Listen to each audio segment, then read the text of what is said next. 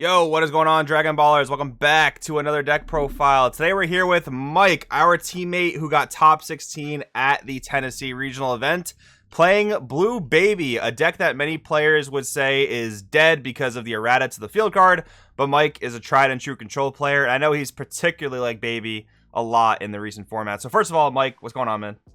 Nothing much, man. Just got off work, so trying to relax. Feeling good, happy to be here, talk about some Dragon Ball? Oh yeah, I love some DBS. Drove 10 hours to Tennessee to play, you know? For sure. So, all right. Again, like I said, a lot of people say Baby's a dead deck. You definitely beg to differ. Why Blue Baby in this current format? I think that the overwhelming amount of floodgates, like most decks just can't really beat it. Like, there's barely any aggro, but even like the mid-range tempo-based decks, right? They don't want to lose cards in their hand. They don't want to mill their deck. They don't want to lose their energy. So the cards are still good.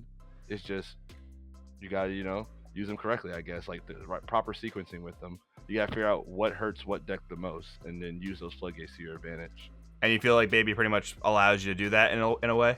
Oh yeah, for sure. Like you can't play Gohan and Vegeta in any other blue deck correctly. Like I spent months trying to figure out how to play them in other decks, like and make it be just as good as Baby was. And the end result was that they're just better in Baby now than if I tried them in a different deck. So I don't know. I figured just stick with Baby at that point, right? And Yeah. plus the ability to like add counters to your hand on the backside, that's broken. Like I don't know, like that type of selection when your whole deck is counters is really good. All right, cool. So let's get into the main deck, and I'll have a couple more questions for you. But I kind of wanted to look at it like this. So for Unisons, we're starting off the bat with 4 Baby, and it looks like that's the only other Unison you're playing in the main board. So you're not playing the Baby 3-drop Unison. I believe from the last time we talked about Baby, you just mentioned, like, back then you weren't playing Baby till turn 4 anyway because you needed an energy to defend it. Is that pretty much the same deal? I mean, besides the fact that Boo is just an incredibly annoying defensive barrier itself. I think the other part of it is that 17's not as good as it used to be in the deck, where 17 Golden Ape normally equaled game, right? Mm-hmm. In today's format, that's not necessarily game. So to lean so heavily on using the Baby Unison with the neg 5 effect, it's not good enough in my opinion at this point. I So see. Boo is just the stronger card to play. Yeah, that makes sense. And in a deck like this too, I mean, yeah, like it's so annoying to get through defensively, especially where you have a million other negates. So that totally makes sense. 4 Zeno Edge of Space super combo allows you to get energy back defensively for more floodgates. I think that makes total sense. But then for your boss monsters, so yeah, we're playing 3 Kale and we're playing 1 Turning the Tide. So yeah, like you said, Turning the Tide is not as good as it used to be. I think a big reason for that is that it's just best of 3, right? So a lot of people can be prepared for that. Where like in these best of 1 online events, people might not be playing the Jiren in their main board. But Kale, I mean, is just such a beast of a boss monster on her own. So I think you mentioned in our team chat earlier today, though, but like, I guess for the viewers, what turn are you typically going to with this deck for this Kale? Or in general, I guess. In general, I'm playing till turn 9, turn 10 a lot of games. I only finished 1 game on turn 7 this past weekend.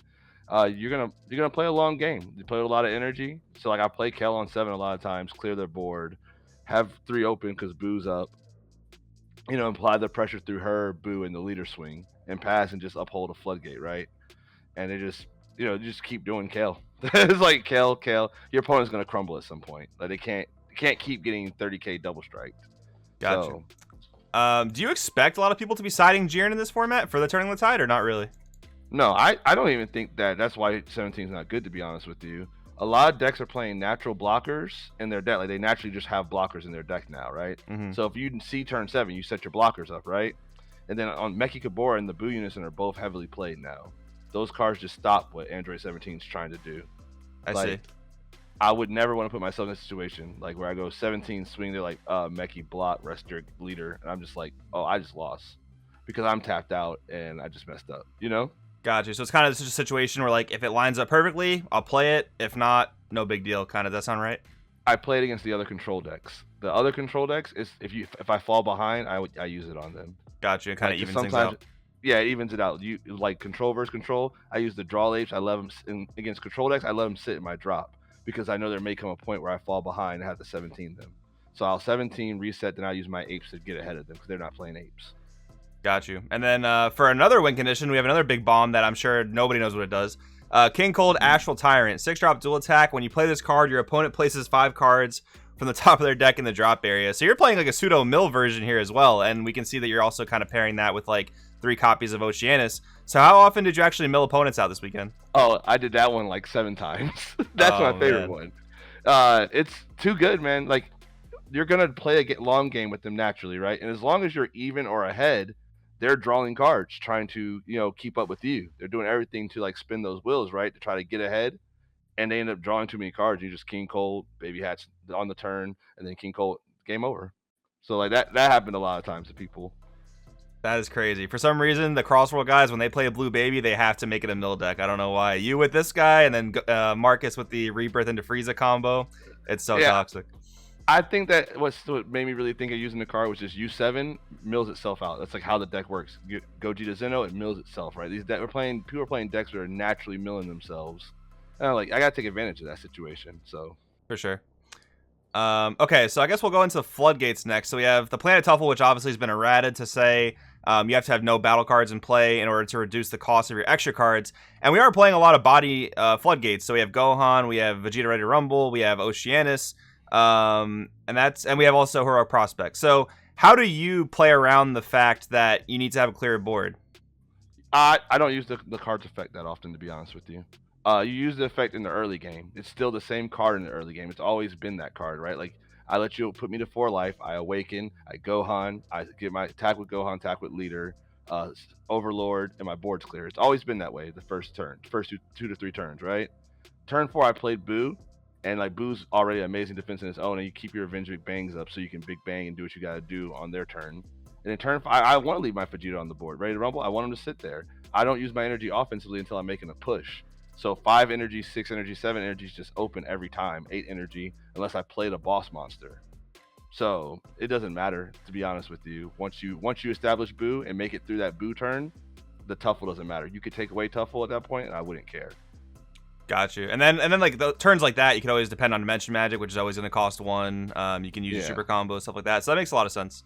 And Heroic Prospect also pairs well with Vegeta, because like your opponent gets to a point where they have to take that challenge, right? Where they're like, well, I got to start doing something, right? Mm-hmm. And you you use some of your extra card negates, and then once they like get to that point where their good cards are now going to be over their energy, you just prospect them. So now they're just like locked. They're going to lose their whole hand and their energy if they swing. Gotcha. All right, so other cards I want to talk about in the main deck. Dirty Burst is actually a main deck tech that I'm a really big fan of. I think this is really good, particularly against U7, just other SCRs in the format. Why did you decide to mainboard this card? Was there a matchup you really wanted this for? Yeah, I think that when you play against Apex, this is the best card against like the Invoker deck. I had Invoker on my mind a lot going into the weekend. I thought Invoker and Cell were going to be the 2 most powerful decks in the room, the Reboot Cell leader. And I said, I need cards that interact with what they do. So I was like, Dirty Burst in the main is a given, because it stops both of their combos, wins pretty much. Yeah, that is a really good point as well, that it does really good against the new Cell deck, because they're playing an 8-drop for practically 1 energy. So that's a really good point as well. Yeah, I think this card is just so good this format, and a control deck like this, 100%. Next card I wanted to ask you about was Sand Instincts in the main. So we're long past the days of like Cell Surge being a force in the meta. Was this more for like just your own ability to draw, or were you worried about like the Cell being a little bit of hand control force in the meta? Oh, I don't think Cell's like a hand control deck like before turn 5. So no, it was just for myself. Having the ape to just draw you cards against every deck is good, right? But especially against those mid-range tempo-based decks, they just can't keep up with you once you activate the ape once. And then in controlled mirrors, you just need it so when you 17, you can get ahead of them. So gotcha. Yeah, no, that makes sense. And you're playing 56 cards, so you're able to filter a lot through your deck. You're able to play those longer games, and that's pretty funny too. You mentioned you playing to like turn 9, turn 10, so like having your deck size be this high, especially where a deck like this can filter a lot. Makes a lot of sense. Just in other games, a lot of people say don't play more than a minimum amount, but in Dragon Ball, it's a bit of a different story. Yeah, and DBS is like, it's because you can play over, because now you need room for tech cards anyways when it comes to siding. The format's too diverse. Like before, it was more narrow. You're like, oh, there's like 5 good decks. There's like 20 good decks now, and you got to be able to like move your deck around without compromising your deck. Got you. 2 more cards I wanted to ask about on the main board. So only 1 copy of Miraculous Transformation. So I know you can't get it any lower than a 3-drop because it's got 3 specified costs. But I don't know. In this deck, it seems kind of comparable. Maybe it's like Ready to Rumble. You can't counterplay this like you could theoretically counterplay Ready to Rumble, but why only the one copy? The card's not good. I don't think the card's good. I think it's probably the most overrated card from Realm of the Gods. Everybody really likes it, but in practice, everybody's barrier removal in their deck these days, and it just goes away. And it's like a bad investment of 3 energy at that point if they have natural barrier removal. So and it's a 1+10k. You can only have so many 1+10ks in your deck. Yeah, that's a fair point for playing a low number. So you did decide to include the one. Was there a reason for including the one, or you just thought like it would be better to have it than to not have it? I think it's the combo of him and 17 together. That play is nuts. Like you're not losing at that point. No. Like if you use him on turn 6, I didn't get to do it at all, but like in theory, you do him on turn 6. They pass and you just play 17. You have a Boo Unison, him, your leader 17. You win. They can't. There's no way you lose in that situation, right? So I thought that combo was cute. It just didn't come up this past week, but it has come up in like my testing, so it was worth playing. I just never got a situation where I could do it this past weekend. Gotcha. And then one card I want to bring up is Ultra Instinct Goku the Unstoppable, a super big callback because this card hasn't been played in quite some time. In this deck, it's a 3-drop. It pretty much stops any battle card in the game. What was the reason you wanted to include this card? The scariest card is SS4 Son Goku Annihilation. I like passionately hate that card. I have to have an answer for it when they play it, so I have to play this card in that situation. Gotcha. And if this does, I lose if I don't answer it. Like I'm just dead. Gotcha. Okay, that's definitely a very good answer. So that pretty much covers most what I want to talk about on the main board. Any changes you think you would make after this weekend to the main itself? Yeah, I would take Godsling probably down to 2 in the main board, to be honest. I don't think that card's very good anymore. I would probably put the 0, to be honest, if I had an idea who was going to be at the event, like the type, like what the meta would be. I was like, oh, it's going to be a heavy U7 or Gogeta Zeno, sure, but like the card's just not what it used to be. Very frustrating to play. I got to use it one time all weekend, and it cost me the game. That's crazy. Wow. Yeah, no, I remember you actually mentioned in team chat earlier, like, you're playing a deck full of counters, and it was the least played one. And it makes sense. I mean, all the big guys this format had Deflect. All the little guys, they're just so cheap that they don't really care if you God Sealing them. That is a pretty interesting phenomena. Like, we talked about the same thing in Marcus's deck. Like, yeah, this card is just not the crazy staple that it once was in blue. And I mean, that could just change, format to format. But anything you would add in place of it, you think, or not? You have to look a little bit more. There's a couple cards I thought would be better. I thought playing Vegeta the Interceptor would be better in my main board, to be honest with you. It's a searchable, or not searchable, but a filterable card for me to play. So I could filter a little bit of aggression, right? Once I like get my Boo, I could turn 5. I could play that Vegeta, clear 2 guys, attack with pressure with him and my Unison and my leader, and then have 3 energy still open for the next turn. So I was like, I probably should have played 2-3 copies of that card, but I didn't. So that's actually pretty dope that your leader can add that in the top 3. That's pretty cool because like the counter text on it gets overlooked a lot, but that is a really cool thing about this deck. Going down the sideboard, 1 more Golden Avenger for when you needed it. 2 Protector of the People. Was this for like, I don't know, the King Piccolos of the world? It is for KP.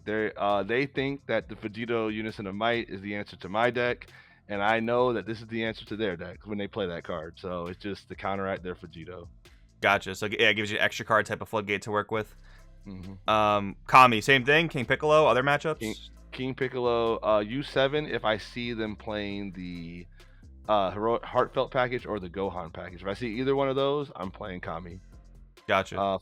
If I'm putting it against them, and it's also good against Trunks Vegeta. They do their little board, make their Trunks and all those cards. I'm like, all right, they're dead. Gotcha. The Jiren counterplay, just in case you play against another mono blue deck like SS4 Ramp, maybe a random mirror match. Meki, this is so widely applicable. What are some of the things you brought this in for this weekend?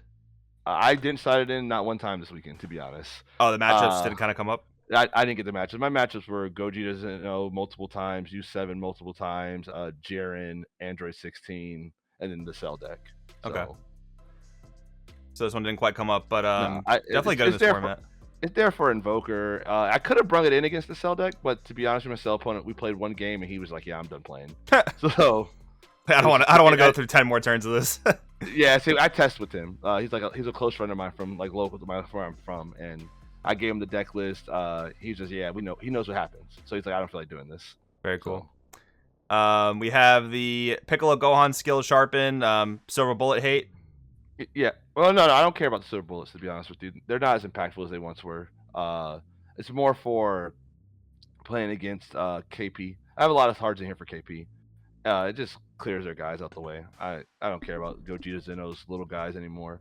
Beerus destroys, takes care of them for the most part, and they don't have time to keep playing one drops that do nothing. Gotcha. So what's the 3 Dabura for? Again, like hand control, or what were you thinking with this card?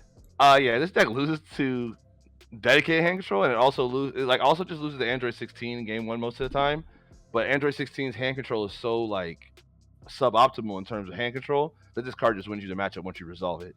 So like it's there for Android 16, and I guess Android 21. If I would have played it, I would have brought it any of the blue-green decks. I just bring it in against them, and they just lose because they're dedicating resources to this arrival, rip cards out my hand, and I just drew cards.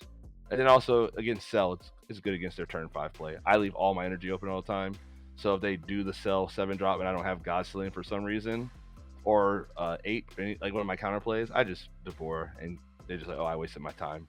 Yeah, there's definitely no deck that rips cards as fast as Cell Surge did. So, like, yeah, this card's actually even better because sometimes Cell Surge could rip your hand so fast that this card was actually ineffective and didn't matter. Yeah. But yeah, now all the hand control decks, like, they take, like, maybe 1, 2, maybe even 3 cards out of your hand in one turn. But, I mean, if you can Dabura any of those effects, then you basically lost nothing, which is kind of crazy. Yeah. And then you have SS Vegeta Saiyan Tenacity. So, this is just, like, anti-Invoker. Like, you're really prepped for Invoker, man. You read the room really well. Invoker obviously winning the event. Why was Invoker so much on your mind? I knew that Sublet and Carrick were going to go to the event, and I knew that those were 2 players that I need to be ready for. Baby already had like a 50-50 matchup, honestly, like before, and I was like, it's probably better now. They just can't cat blow me if they catch me sleeping.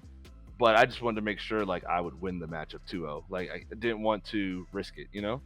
Gotcha. So you gotta pay respect to the players that are very good, even if you know what they're playing. Fair enough. Yeah, using that knowledge of the meta to your advantage, knowledge of the player base. Very, very cool.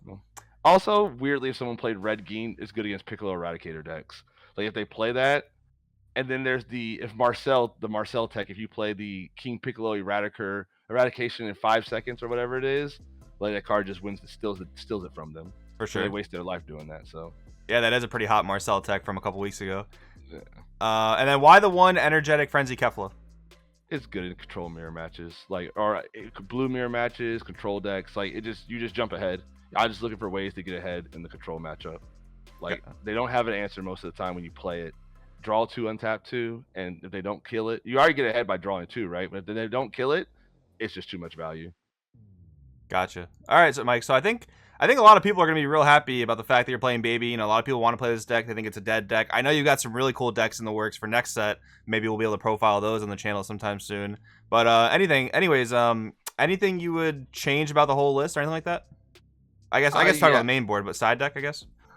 I mean, I think overall, like honestly, I should have played more to the mill in my deck, less to the 17 Kale. I should have played more to the mill. I think that was a mistake, but you live and you learn. So because you could play the Janemba cards in the deck pretty well. They fit nicely. The both 4-drop Janembas. Well, they're all 4-drop Janembas, but the one that costs 1 and then the AOD Janemba card. Those 2 cards fit the deck very well. I didn't pull the trigger on it, and I probably should have. It would have definitely got me further. Dang, so maybe there's a actual Janemba Baby list in the works somewhere. I'll save it for Nats probably. Like I probably can't see myself playing a different deck when the time comes. So, all right, very cool, man. Any shout outs you want to throw out there? Shout out to everybody on the team, you, Coos, Marcel, everybody. It's too many people to name everybody. And shout out to my boy Trevor from Broken TCG. He played the Cell deck. He scooped to me after I beat him game 1, got me my invite, for sure at that point. So I appreciate him doing that for me. And just shout out to all the people who always support me playing Baby. I was like, I gotta play it for them because I keep telling them that it's still playable, but no one's putting any results out, right? So I was like, I appreciate their support for doing that. And also, I guess shout out to Giancarlo and Dane. I can't say Dane's last name, but they did a great job commentating. They made it fun. It was a decent sized event, but they made sure they went around talking to players, doing the interviews. They did a really good job. So I was impressed with the commentary and just how smooth the whole event ran. So yeah, you're absolutely right. Dane and Giancarlo did an absolutely incredible job. But anyways, Mike, congratulations, man. You deserve it. Before we sign off, real quick shout out to our sponsors, DBS Deck Planet, for having a great platform here for us to use, as well as Mystic TCG, hooking us with our cards and stuff. If you guys need cards, check out the link down in the description to Mystic TCG. Anyways, guys, we'll see you in the next one.